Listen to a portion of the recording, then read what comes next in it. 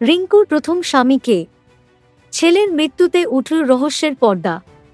BJP নেতা দিলীপ ঘোষের স্ত্রী রিঙ্কু মজুমদারের প্রথম পক্ষের ছেলে সৃঞ্জয় দাশগুপ্তের, ডাকনাম প্রীতম, আকস্মিক মৃত্যু রাজ্যে তীব্র চাঞ্চল্য সৃষ্টি করেছে। মঙ্গলবার নিউটাউনের সাপুরজি আবাসনের ফ্ল্যাট থেকে অচেতন অবস্থায় তাকে উদ্ধার করা হয়। প্রথমে স্থানীয় হাসপাতালে এবং পরে বিধাননগর সেবা হাসপাতালে নিয়ে গেলে চিকিৎসকরা তাঁকে মৃত ঘোষণা করেন।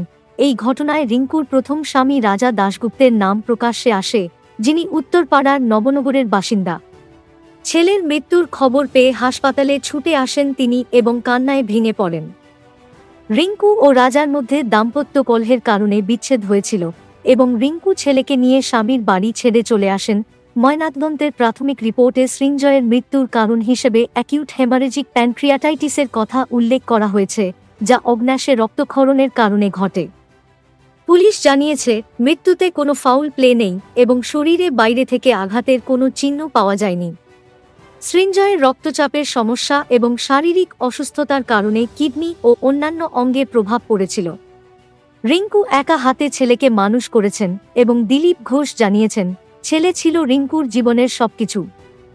পূর্ণাঙ্গ ময়নাতদন্তের রিপোর্টে মৃত্যুর কারণ আরও স্পষ্ট হবে।